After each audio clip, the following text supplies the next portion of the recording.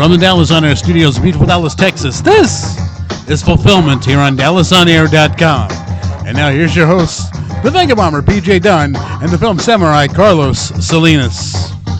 Well, good morning to all of you guys. Of course, we wouldn't do this show, I wouldn't do this show, Vegabomber here, I'm saying, without my trusty left hand and right hand man, the film samurai Carlos Salinas. Say hello to the people. Good morning, everybody. Beautiful Sunday morning. I'm judging by all the skulls and crossbones. There must be a certain holiday that must be coming up. Dia de los Muertos. What he said, yes. And Halloween or Halloween, whichever way you want to pronounce that, is what's coming up. And so we figure, hey, show theme coming on. And so thus, here we go. And by the way, if you have the exact same list as some of what we have, you may get some treats. Snickers. We have best. them. Mm-hmm. How do we say Snickers in Spanish? Is it snickeritos? Snickeritos. I guess. I'm learning. Carlos is teaching me. One of these days I'm going to get it down. You know, there's got to be a cool way to say it. So. Well, if you ask Eddie Medina, it's all chicle. Chiclets, yeah. $1 a box. Eddie Medina, what a poser. No, I'm just kidding. Shout out to Eddie Medina. Well, we're glad you're here to watch Fulfillment. As you know, this is the show where the film samurai and Zach, the man behind the computer, and myself talk about the latest movies that are coming out, movies that have already been out, Netflix shows, and then, of course, anything we damn well please. Mm-hmm. And so today, I got to admit, I'm a little frustrated because no one ever taught me how to do the Transylvania twist or the Monster Mash. And it's Halloween. What am I supposed to do? I don't know. So, so let's just jump right into it, everybody watching. We're going to jump right into our box office economics. How about that? So if you're wondering, this is the segment where we take a good look and see what are people spending their money on as it relates to going to the silver screen to see movies rather than just streaming. So let's do this. We'll start off with the countdown starting at number 5 and then work our way up to the number 1 film. So right now, in terms of what you're spending money on, the number 5 film is a Will Smith film with him in it twice, Gemini Man. Ooh. It's raking in about 8.3 million as of last weekend. So this weekend's still being worked on since it's a Sunday while we're filming. So this is last weekend's numbers. At number 4 is a film that Zach admitted that he would go see. And that is The Addams Family. And it raked in a little bit more, 16.3 million. Addams Family did. I think this is about the second week of that. And then a newcomer pops onto the screen here at number 3. It's Zombieland Double Tap. It was able to do 26.8 million in 8 million in the weekend. So this is a sequel to the first one, right? There was a original one. Zombieland. It came in number 3. Wow. One of the greatest opening credits scene where they use a Metallica song. Oh man, I love that opening credits of the original, the first Zombieland. The original one, yeah. So if this movie opened and came in and only did that, then there's 2 movies then that are above it. I think we can guess one of them, but maybe not the position here. Number 2 actually is Joker at 29.3 million. So it just edged out Zombieland there by another 3 million.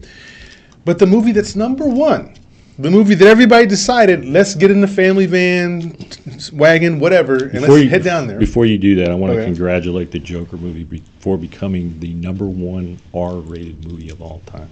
Yeah. Okay, how about that? Past Deadpool and every other R-rated movie. Matrix was like number 1, yeah. And I think 300 was one. The first one was one of the original rated R movies that did well. Anyway. Yeah, it's great. Love it. Yeah, so Joker. Now, so what's number 1? What is it? I'm dying to hear what's number 1. Oh, you're dying to hear number 1? Yeah. This is actually going to get us all angry. Everybody get your Disney hands out. That looks like this. Because the number 1 movie in the land, better than Joker, better than Zombieland Double Tap, is Maleficent. A movie that's hard to even pronounce. And I'm actually kind of thinking it's sexist because I see the word male in the front of it, and then it says if and then sent. I don't know what that means. But anyways, 36.9 million for the Disney film Maleficent.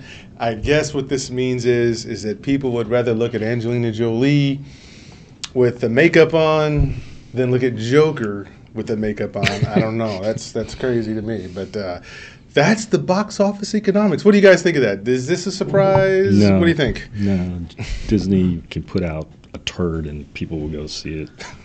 It's the way it is. It's sickening. Excretement. Another word for it. I'm not surprised that Maleficent finished number 1. I am a little surprised that Zombieland didn't come in at number 2 and beat Joker. That's a real disappointment for those guys, I think. Yeah. I think they were expecting more. Yeah. I think they waited too long to make the sequel. Yeah. They should have done it like 3 or 4 years ago. Yeah, that's kind of like when Entourage, that show was such a popular show, was it on Showtime or HBO? And then they waited, 7, 8 years before they decided to make the movie version of Entourage, and it was horrible. It didn't even capture the magic that the original had. And some people had no idea there was a movie or a TV show. Yeah. I said, what is this, Entourage? What is it? Yeah. Is it based on something? What is this? What's the continuation here? So, ladies and gentlemen, that's it. Your number 1 movie right now that people are choosing to plop down hard-earned cash for is Maleficent at $36.9 million right now. I imagine it's a edging out lot Joker. of families going, parents taking their kids. Because Yeah. nothing else is out there, For That's kids, really. They didn't want to be Probably shamed, right? Probably already saw it. Well, we're just about to hit family time, so yeah. Yeah.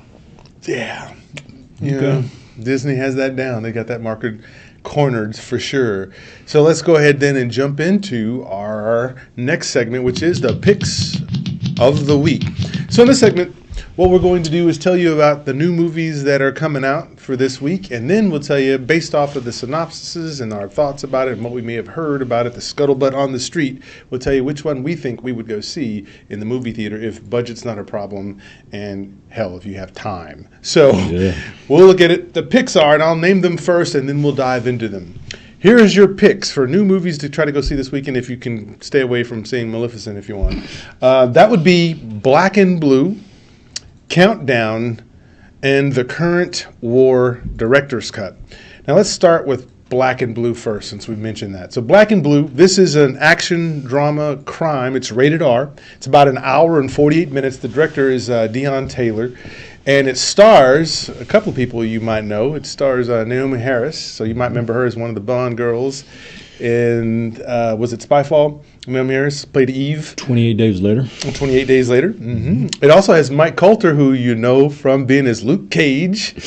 And it has Frank Grillo, another Marvel who was Crossbones in the Captain America series. So there's those guys. So this movie, essentially, the synopsis is Naomi Harris is the good cop, decides to take on the badge.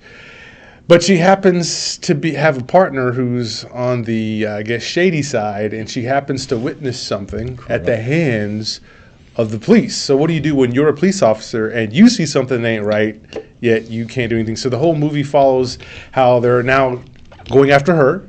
She lives in a neighborhood where people don't like the police, so they see her as the police, even though she's running from the police. So it's a very interesting concept. What do you think of that right off the bat, Carlos? And Interesting, yeah. It's that whole culture of the cops. You don't rat, and if you do rat, you're going to be ostracized by the other cops, and you don't want that.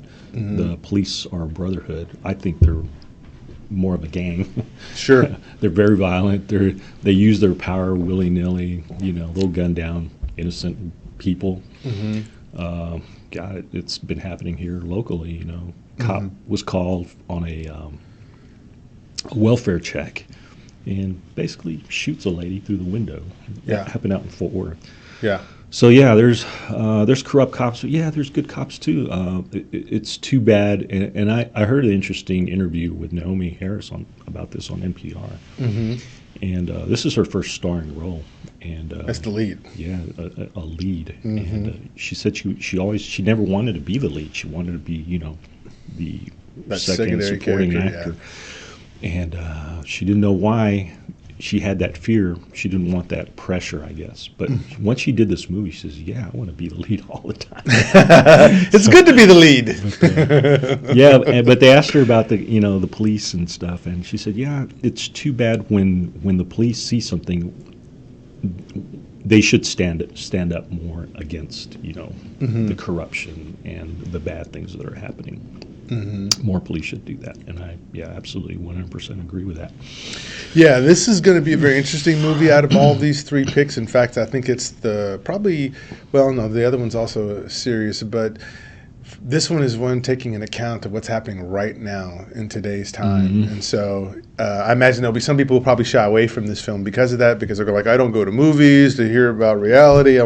But you can see there'll also be a good case for why you would want to look into the life and peer into what it would be like to be with behind the shield, behind the blue line, and then see things, and then knowing you still can't really be the moral person you want to be without consequences, which I always think is kind of how hard juicy. is it not just to be a cop, but to be a woman cop, Yeah. where it's twice, they got to probably work twice as hard just to prove themselves in this male-dominated, Yeah, and I think in this one, Mike Coulter, who plays Luke Cage, is actually one of the bad street thugs from that neighborhood. I think he's wearing a fur coat in this deal. I'm like, we saw him last time, as this Luke Cage guy, and now he's got the fur coat on. He's actually playing the other side, so that's pretty interesting, I think.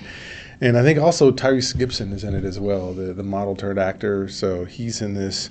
And people remember him from the movie Baby Boy. So, yeah, I see this one probably as an interesting movie. I probably do want to go see it just because of the concern that I have about some of these things, to see what the portrayal's like. Yeah. Let's look at the next movie. The next movie is called Countdown. Now, I'm actually very interested in this one.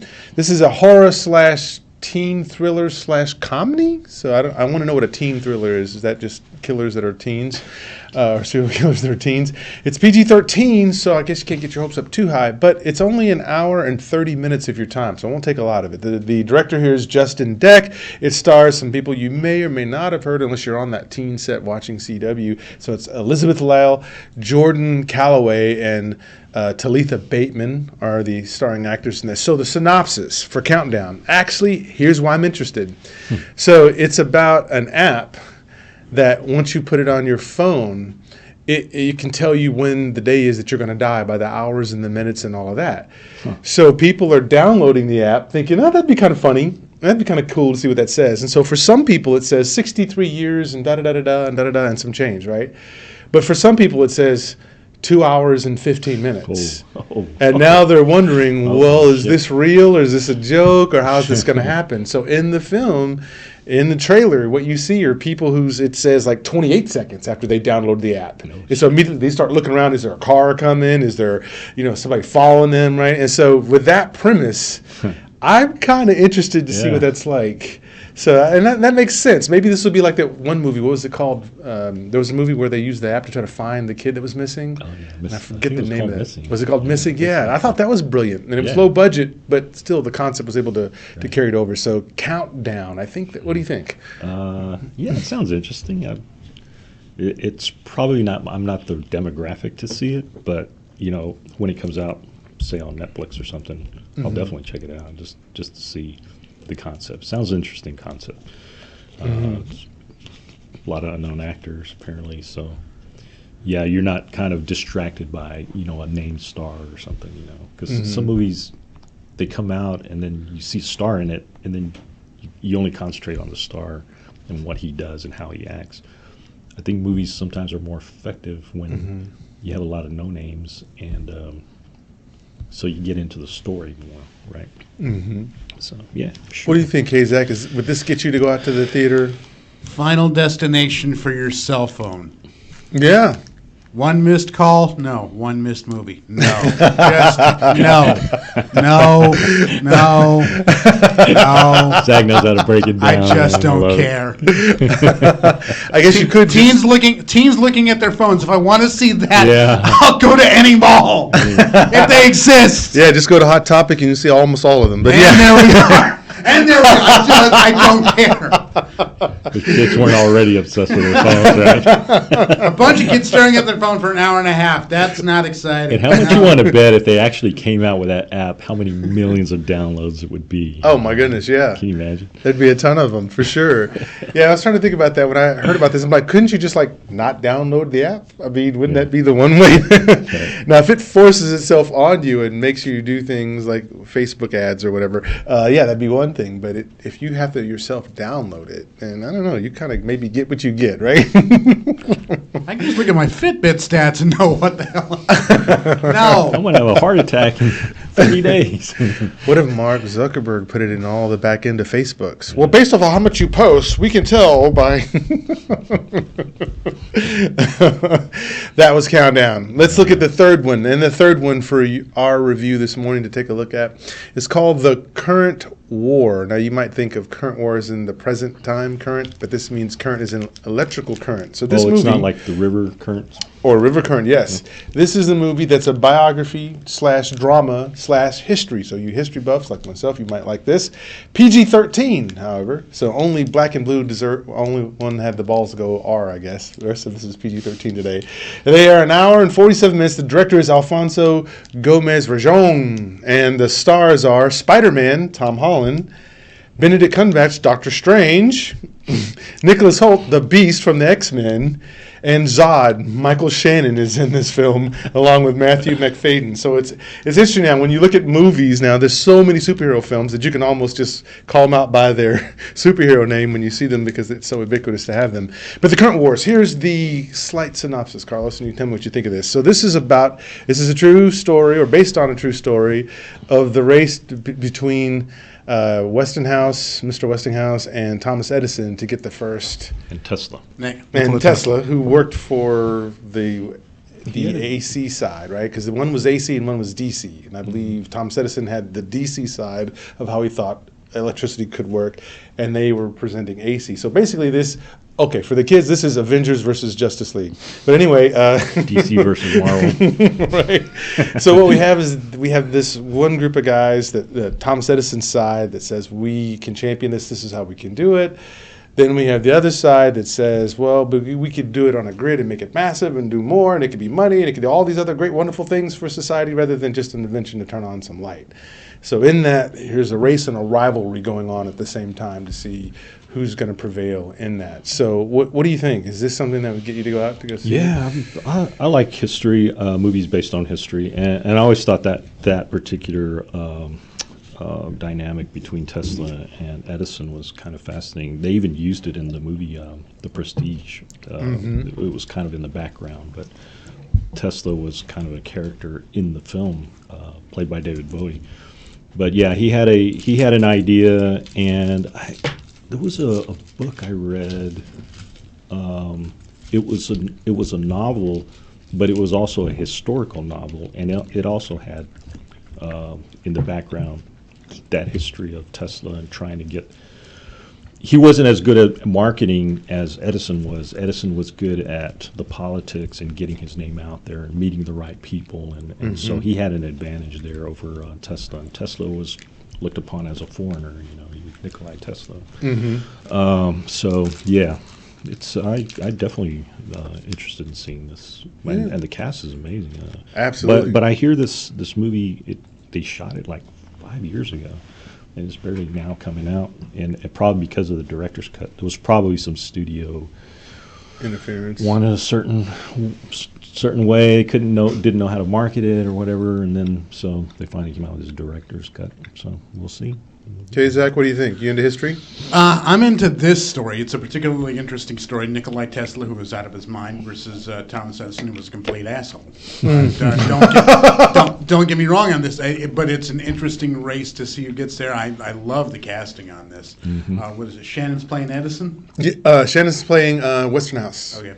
Yeah. Benedict Cumberbatch as Nikola Tesla. I'm in. I'm really in on this story because it's a really fascinating little piece of history. If you ever get a chance, look up the Oatmeal's cartoon version of this, the comic version. It's a brilliant breakdown of how this whole thing came down. Wow. Because Tesla really is responsible for the invention, but Edison is the one who really got it out there. Yes, and Edison is played by Cumberbatch. Tesla is played by Nicholas Hoult, the guy who played Beast in the X-Men movies. Okay. And Shannon's playing Westmoreland. So then here are the three films. Now we're going to tell you what we think we would probably go see. So out of these three films, Carlos, which one would you go see? Current War. I'll definitely go Current check War. that out. Okay, Zach, which one out of these three? I'd be in for Current War. Current War. Okay, and I will have to say I might say Current War first, and then I have to go see Black and Blue just because Naomi Harris is Naomi Harris. So she's going to get me by the name recognition alone. Guild by Actor Association is what that term is called. Yeah, I'll see some of the crummiest movies just because there's an actor in it. Yeah. Love, you know. What was it? Liam Neeson got me to go see all 3 Taken movies when only one of them was good. So, so there you have that. Let's move it down to Just Seen It. So this is our second feature, boys and girls. So Just Seen It, just so you know, is about the films that we've seen since the last time we were here, or maybe they were Netflix series that we saw as well. So those of you who like the Netflix series, here's your chance to get your fix on that, because in terms of movies right now, I don't know about you, Carlos, but I haven't been going to the movies as much as I've been watching Netflix because there hadn't been as much good stuff. So how about you? What have you just seen, Carlos? Okay, first on my list, I saw Dolomite Is My Name. Oh, Eddie Murphy. This is a Netflix original, directed by Craig Brewer. This is Eddie Murphy stars. Wesley Snipes is in it. And Wesley Snipes is funny, man. This guy needs to do more comedy. This is based on a real person, Rudy Ray Moore. He was a comic way back in the 70s. And I love the way this movie kind of takes his history. You kind of take it with a grain of salt because you don't know how much some of the stuff is true or they put on for, dramatic purposes or whatever. But it's fascinating, and I bet you probably 80% of it is true. But it's basically the story of Rudy Ray, how he came out with this. He just created this character, Dolomite, and what he did was he works in a record store. And this bum comes in, and he starts reciting these old hobo rhymes. I went down to Africa, and I ate, I ate nails, and I shit steel. All these kind of things. And he got this idea of recording all these things. Polishing them up to make them jokes, and then he went on stage as this character, and the audience ate it up. And so he became popular through that. Recorded his own comedy album, inspired by Red Fox. It's a story of perseverance, how this guy came from nothing. He came from a crummy town and then moved to New York and just made it, but he was always kind of struggling. Yeah. And he went from there to, one night they went to the movies, and the guys wanted to go see, Shaft in Africa or whatever. He said, "Hey man, I read this new movie come out, the front page. It's the biggest hit of the United States. Let's go see it." So they were watching it, and of course, none of the guys, the jokes, they couldn't understand, the culture. And of course, it was a period film.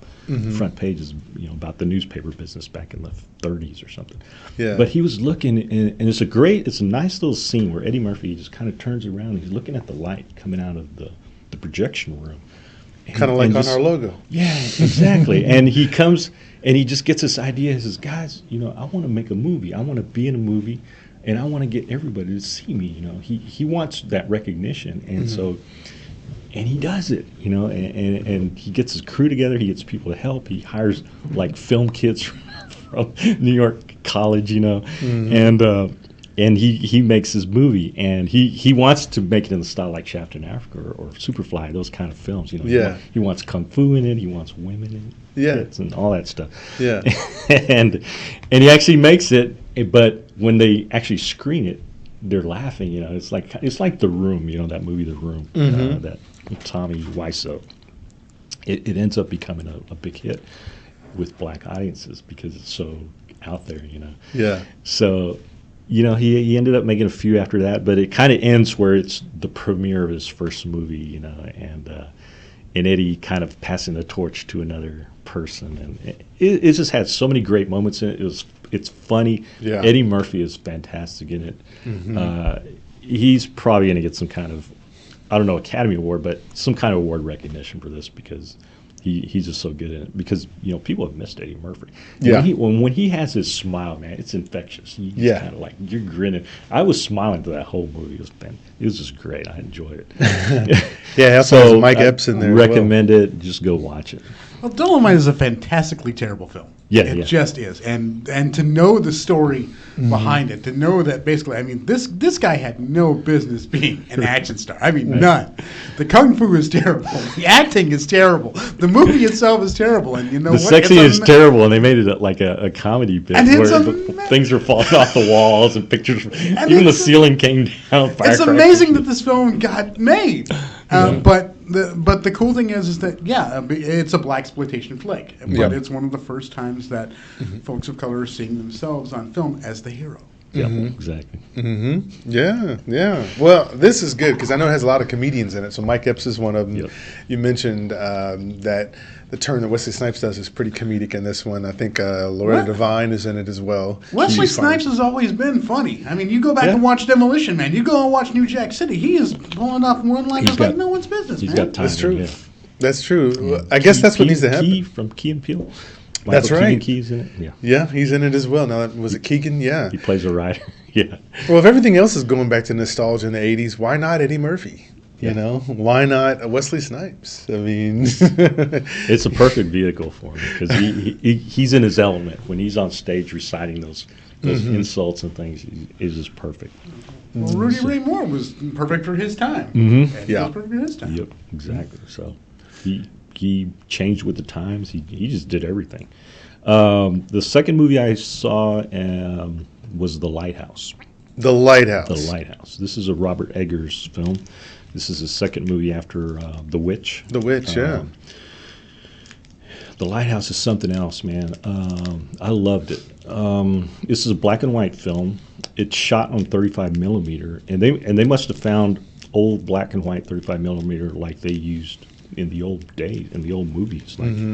Like when you're watching it, it's square. I think they call it the aspect ratio. It's almost like 1:1. You know, it's 1 to 1. It's like almost a perfect square. And it's shot in this beautiful German expressionism style.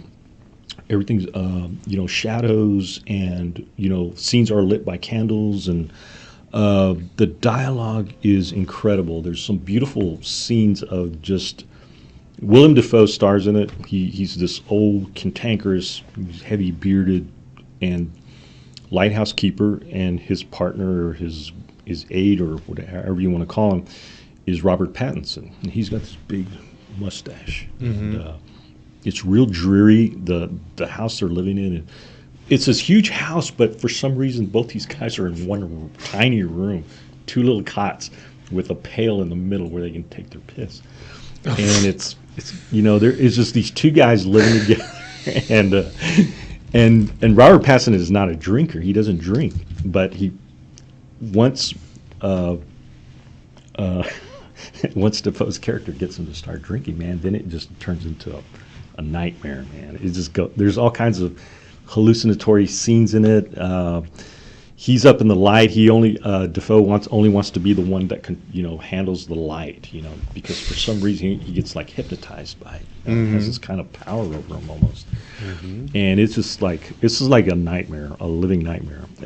But the dialogue and the language in the movie and the way they speak I was just captivated by it. I think it's a really well-crafted film. It's not for everybody. It's definitely art house film. But yeah, if you want something different, it's definitely different. But yeah, a lot of people are just going to be baffled by it. It's like, what is going on here? So what's it rated? It's rated. I believe it's rated R. It's R, and some people consider it could be a horror movie, but I don't really think it's really a horror movie. Although it gets into some really horrific elements, so I don't want to give anything away. Well, it's the old Jean-Paul Sartre as other people. Yeah, exactly. So other people in isolation. I raised you 2 Snickers bars for that. Based on a true story of these lighthouse keepers who I think they ended up like killing each other. Well, that would make you go crazy. Yeah, exactly. So, and why they're trapped there is because a storm came in. They were supposed to leave after 4 weeks or something, and they were supposed to get the replacements, but a huge storm came in, and the huge storm was brought about by they have an app for that. These sea guys believe in superstitions and stuff, and if he kills a seagull, it's going to bring about bad luck. And yeah, he kills a seagull. So all of a sudden, the little vane on the top of the lighthouse just turns one way, and all of a sudden, the west winds come in, and then man, it's just like this massive thunderstorm, lightning, and everything. So yeah, it gets nuts. And it's like, oh wow, wow. Well, it gets crazy at the end. To go with that and to go with our Halloween theme, I thought what I would watch, since there wasn't anything in the theater that I really wanted to see. I mean, I can only see Joker so many times, right? So I decided, okay, well, since it's Halloween, I'll just try to watch whatever they suggest as a great scary Halloween movie on Netflix. So I watched a movie called In the Tall Grass.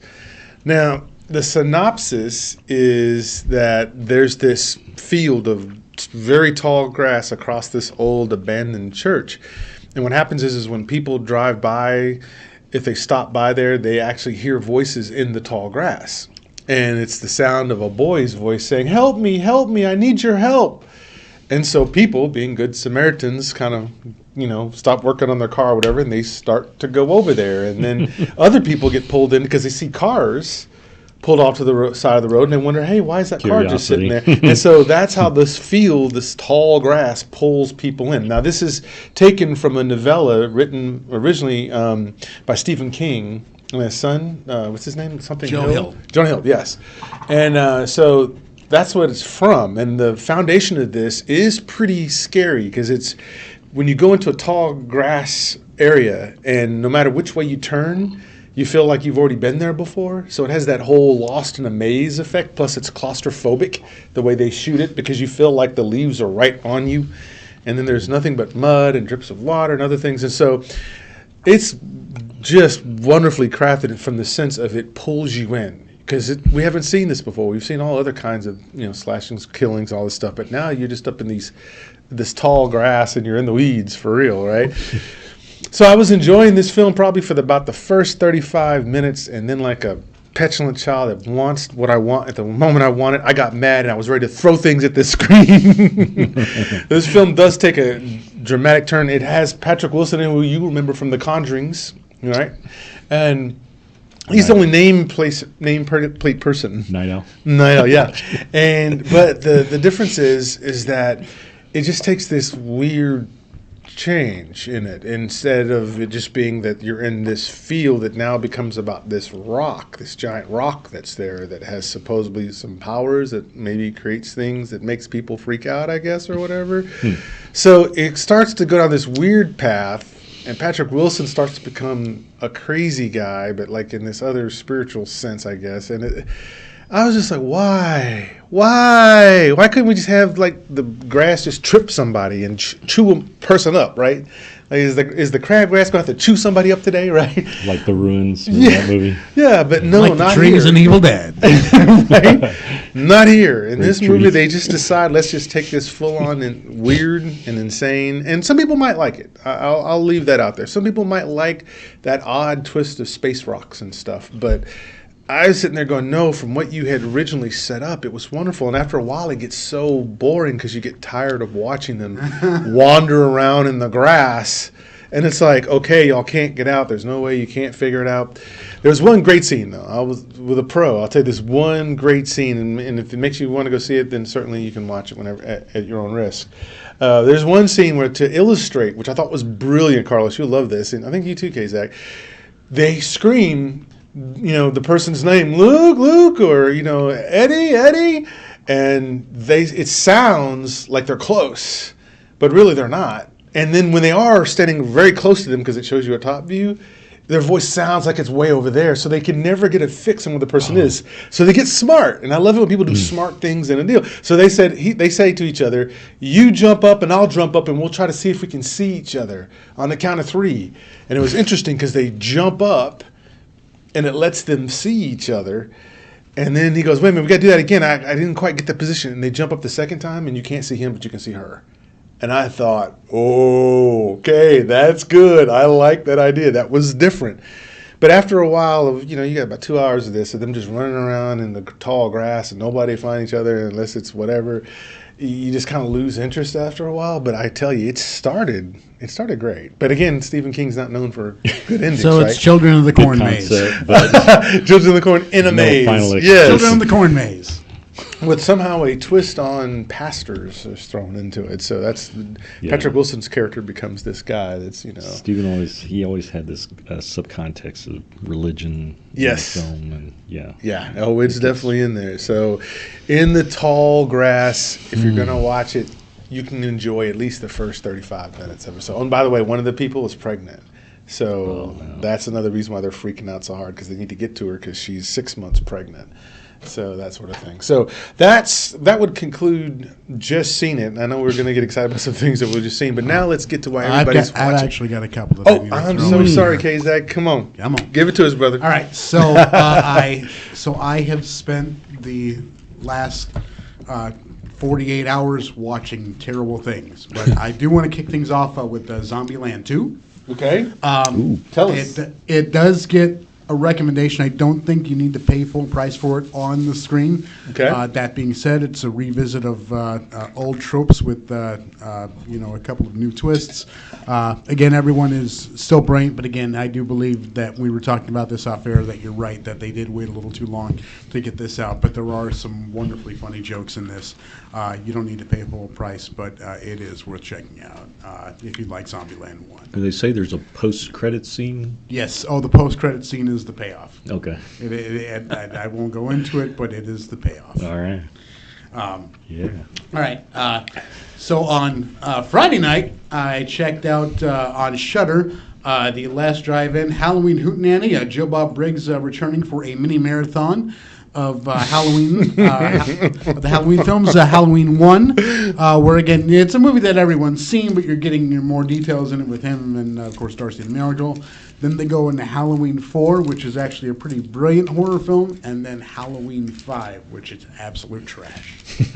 I won't lie, it is a trash film. They had so much potential with Halloween 4, and then they absolutely killed it in Halloween 5. And you get to hear the lament of Joe Bob over this film, having to watch it again. and that is the joy of The Last Drive-In. And just for anyone who is a Shudder fan or hasn't subscribed to Shudder yet, they will be back for a marathon for Christmas, Joe Bob's Red Christmas. So please, like I said, if you haven't got Shudder and you love horror films, do go ahead and check that out. The last thing that I want to go into, so yesterday I spent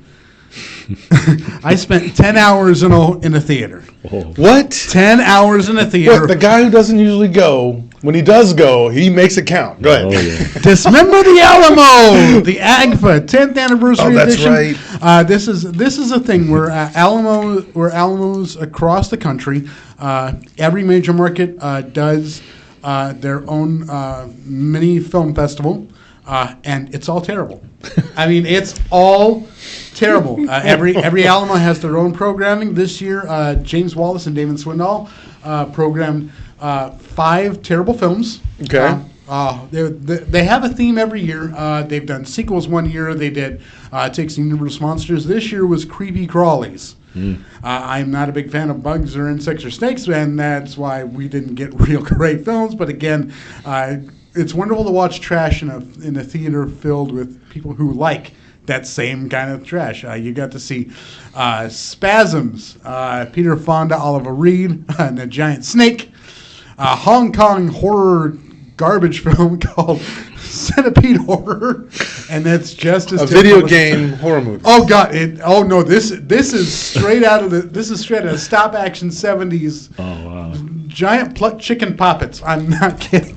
No. Squirm. No. A movie about killer bloodworms. Stop flooding. it. Oh no! I want this now, and I can't. Curse 2: The Bite. About a guy turning into a giant snake with effects by Screaming Mad George, which is absolutely brilliant. I'm going to make you watch Transformers 3 backwards. And then, of course, they closed it out with their headline, which was, of course, James Gunn's classic Slither, which is just worth going back to watch again and again because it is a really great little horror film. But anyway, Dismember the Alamo, absolutely brilliant. It's my favorite time of the year, and it is just great to go watch this with people who really love bad cinema. It's just a celebration.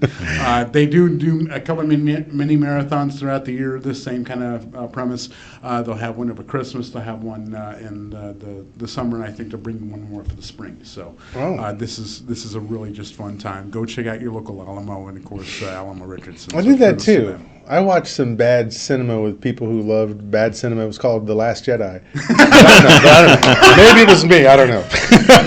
Yeah. Speaking of which, when we get, we'll talk about this off air. But when we get into Skywalker, we need to bring in the guests in Rancor Pit. Oh, definitely. So, yeah. Yep. Anyway. All right, so here we go. Segment 3. The reason why all of you guys are watching this is we're now going to talk about the horror monsters in horror films. And so we've already talked about the best horror films. We already talked about the best villains. Mm-hmm. And now we're going to just talk about from the perspective of when you see the production team build and put time into creating a creature that didn't exist before and make it so horrifying that it's hard to look at it, and then place it in a scene where it's even more scary when it pops out or you see it for the first time. That's what we're talking about today. So you're going to get 3 lists here of our most horrifying monsters in a horror film. And we're going to start with the film Samurai. Alrighty, let's get into the monster. The monsters. By the way, this is a great book. John Landis wrote this. It's called Monster in the Movies. Monsters in the Movies. In the movies. It's a bunch of articles and photos of just all through the history of horror films.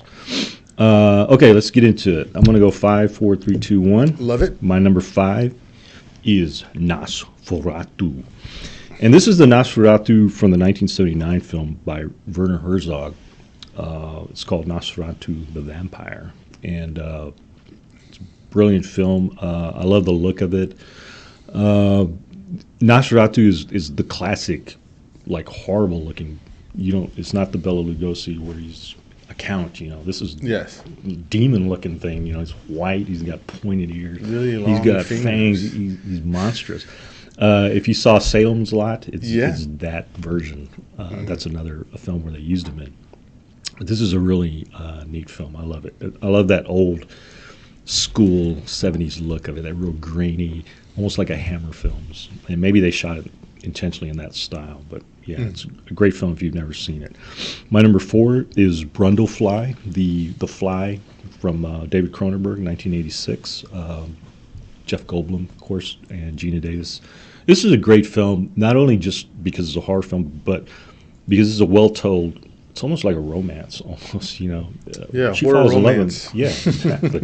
And the makeup effects in this film are incredible. When he starts transitioning from human to fly, it gets really disturbing and grotesque. And it's they describe some of these as body horror. Where he's first losing his teeth, he's just pulling them out. His nails are coming out. Yeah. And there's a great scene where. This guy who's after Gina Davis, he grabs him by the hand and just vomits on his hand like a fly does when it's eating its food, and it just dissolves. Yeah. Oh. It's like just amazing effects, and you feel kind of sympathy for the character once he starts getting into that full-blown fly, he looks like an actual fly but human-sized. Great film. My number 3, and from the standpoint of creature design, it's the creature from the Black Lagoon. Yeah. This is the old 1954 film by Jack Arnold. What's amazing about this film is the costume design is incredible. It's an amphibious looking. It's got scales. It's got these long claws. The face is fish-like, but it's humanoid form. But they actually got this costume to where the person inside of the costume could swim in it underwater. They shot these amazing underwater scenes. And this creature is fascinated by this woman, scientist Julie Adams, absolutely beautiful woman. I love the look of this film, the way it was shot. I mean, it's in a jungle and rivers and scenes, but this creature is like probably one of the most famous the Universal monsters. But it's my favorite like creature design. I just love it. My number 2 is The Thing, as far as from the John Carpenter film 1982. More body horror, huh? Yeah.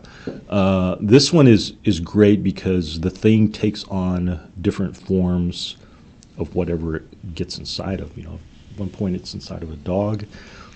Next it's inside of a man. It's almost like it turns into a spider. It's in a head at one time, and these legs come out and starts crawling. Oh yeah, the practical effects. Oh my god, just chilling. And it's all practical effects and no CGI, man. It's just like amazingly shot film, and it's just a fun film to watch. Just from the claustrophobic of these guys trapped in this Antarctic, science research station, and it gets nuts. My number 1, and this is another beautiful creature design. H.R. Geiger, xenomorph from Alien, the 1979 film, and even in Aliens, the queen alien, that's an amazing design too. That she's almost got that kind of crown on her head. But the first one, that elongated head, the way that the jaws open and the slime is coming out, and those teeth come out. They look like they're made of steel. Yeah, and just punches through your head. And it's just an amazing. And that's another one where they found this tall, skinny guy to get into the costume, and plays. These days, if you would make this movie, it'd be all CGI. Yeah. But this one is just like, it's just this very organic looking thing, and all it wants to do is just kill and eat and procreate. It's just like, it's got to be one of my all time favorite monsters. Love it. Bell monsters, but yeah. Yes, sir. Okay, Zach. All right. Let me pull up my list here. Okay. All right. So, my number 5. I'm gonna go. It's the one scene that always gets me. It's not so much that it's a monster and the fact that it just terrifies me. Gotcha. Is the cockroaches from They're Creeping Up on You from Creepshow. Watching E.G. Marshall get turned inside out by cockroaches. I'm not gonna lie. That scene gets to me every friggin' time. Don't even talk about it. Exactly. And I mean, it's not that they're monsters. The whole scene is just, it's clean, and then they start to go on you, and finally, like I said, it does turn inside out. And I mean, Creepshow is a wonderful, little thing. Which, by the way, the Creepshow series on Shudder has been actually pretty brilliant from what I've seen. So do check it out. But this scene from Creepshow, it just gets me because again, I didn't grow up with cockroaches, but dear God, I never want to do them. I never want to see them again. Filthy little creatures. So number 4, it's not so much that this was terrifying, but that he was terrifying. It was Tim Curry's performance as Pennywise in the original TV version of it. Okay. And again, it's all performance in this one because he really turned clowns into something truly horrifying for now 2 generations. It's a brilliant performance, and it is like I said, body horror and psychological horror, and it's really just a whole bunch of things rolled into one. Even if the ending sucks. Yeah. Pennywise himself is terrifying. Yes. It gave me nightmares for sure. Number 3 and 2 kind of run along the same vein. Wes Craven really has my number when it comes to things that make me afraid of. Number 3 is the Cannibal Family from The Hills Have Eyes. Oh my God. I mean, they picked... The casting in this is perfect. Not to mention the fact that, it feels grainy and gritty and just awful and evil.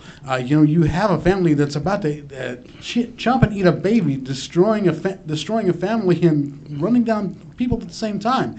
And, a desert nightmare. It is really terrifying. Yeah. And the people that they got are absolutely, visually terrifying. I mean, setting a guy on fire, it's nuts. Yeah. Number 2 was Last House on the Left, Krug and his gang, watching the terrible things that they do to these two girls is, I mean, you know, I won't lie, it is a trigger warning. The whole film is a trigger warning.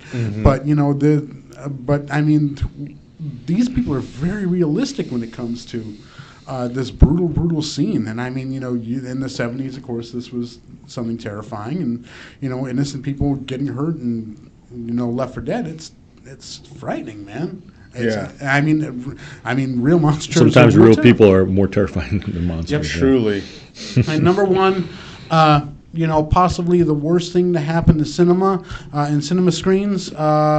I won't lie, it is Julia Roberts. She absolutely terrifies me. I keep waiting for her jaw to just unhinge and swallow her co-star's whole. No, I had to get that in. I'm sorry. No one would ever forget it, but I did. No. Number one is, of course, the Werewolf from American Werewolf in London. Yes. Absolutely just a perfectly terrifying creature on screen. Just seeing, you know, even the little flashes of the nightmares, and then you actually get to the werewolf rocking through London, seeing how it's done. It's a brutal transformation, and it really just leads to some terrifying, if not comedic, destruction scenes. So that's my favorite monster. Well played, sir. Well played. And I'll give you my top 5 now as we round out and get close to the end of our show. Number 5, and you'll notice the difference in my list and theirs is Carlos went with a lot of the classics, and I knew he would do that, so I wanted to pick different stuff, but I completely agree. I probably would have had the same list if I wasn't thinking that way. And I knew Kazak was just going to have an odd list, so I didn't have to worry about I knew I wasn't going to have to worry about crossing over too many swords with him on this, you know. So, but here's the one, and I noticed after I had put this list together, the thread that goes here, and it seems that I'm really bothered the most by the things you can't see that are doing things that freak with your mind. So for me, number 5 is the entity in the movie It Follows. So in that movie, this whole thing is a great analogy for how STDs get spread, but this monster, this entity is viral, and it can become anything and then come after our heroine, I guess, our protagonist in this film. And so the different forms and different people it embodies that what she's just talking to normally, and all of a sudden they just start doing crazy stuff to her. That freaked me out, especially the tall 8-foot thin band that just came from nowhere out of the hall. That freaked the crap out of me. So that was number 5 for me. Number 4 was also, once again, it's from Paranormal Activity, the first one. And so watching that, the first one was good because I think you can only do something like that once. And by the time they did 5, 6, 7, 8, 9, and tried to catch up with Friday the 13th, they kind of ruined it. But that idea of her being in bed and then them showing the door shutting and closing and stuff like that, because we've had stuff like that happen, you know, on certain nights where the door is shut and you were scared, but it was the air conditioning that did it or whatever. But for a moment, you thought maybe there could be, right? So that idea of her being pulled out of the bed and she's screaming and yelling, and then he gets up and they go off, and then that messed me up, and I was like, that's crazy. Then number 3, in Insidious, I was not prepared for it, but the lipstick face demon in that one, where it's kind of like, here's one point of view, then here's another point of view, then we look back, what's that thing standing right next to him right there? And so this thing isn't shown a lot, but when it is, it was just, the idea, it looked weird with just the red on it, and then the rest of it was just black, and you couldn't make out facial features. Almost Darth Maul looking in a way. And so, it was too freaky for me on that. Yeah. And then in my top 2, once again, and these could go either way, but in the movie Sinister, which had great acting in a horror movie because it had Ethan Hawke. And so Bagul, they don't show him a whole lot. They don't have to. So Bagul is this Egyptian deity that gets kids wound up enough to kill their parents, and then they film it, though. And that way, whenever people find the film, they watch it and they release Bagul again. Oh, God. From the film, right? And so he's not in it a whole lot. He has these kids doing crazy stuff. And then when he does show up, it freaks you out because you have to figure out where is he hiding at in the frame in the film. Because in every one of the films where the kids are killing their parents, he's there. but you have to try to look and find him. So he freaked me out. Bagul was crazy. And my number one, and this still freaks me out. There it is. James Wan did it with Conjuring and Conjuring 2, but in this case, Conjuring 2 Valak, which is that nun that you see. Now, this is brilliant because it's just a painting, or so you think, on the wall. And then it's crazy that they just use the painting running towards you as the horror piece. But then there's that great moment where Elizabeth Warren is looking, she looks in a mirror and she can see it standing there, so she looks to see real time behind her. It's not there. Then she turns back around. It's not in the mirror anymore. It's right there. And it's just like, oh, that was brilliantly set up. I like that. It just freaked me out. But that was pretty horrifying. And of course they ruined it when they tried to give her own movie called The Nun, because then it dove into too much, nunneries, priesthood type stuff. At least a mystery. It got away from them, and it shouldn't have. But in The Conjuring 2, Valak freaked me out. So it's interesting that we came from three different kind of backgrounds on what we find terrifying, because what I find terrifying is realistic.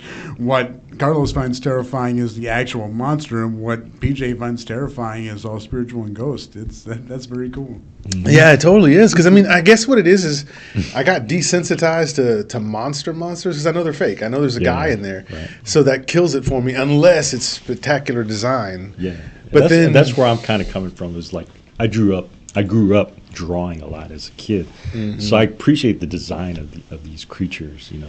Even like the old Ray Harryhausen films, like the Cyclops and Talos. This giant statue that just comes to life, man. That scared that shit out of me as a kid.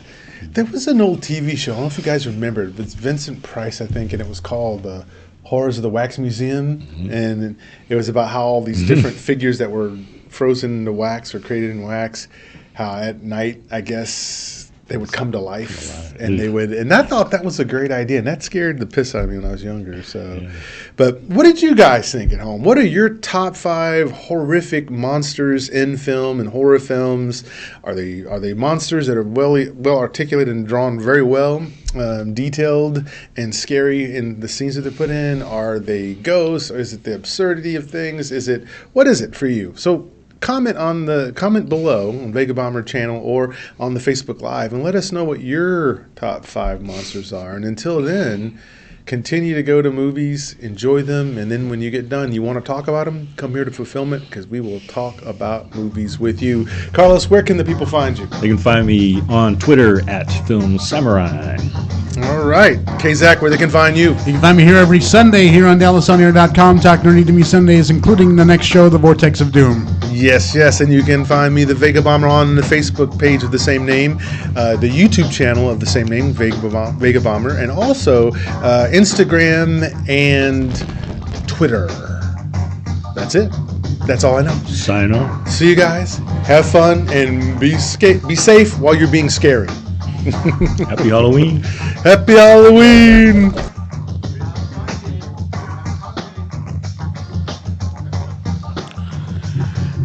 This is DallasOnAir.com.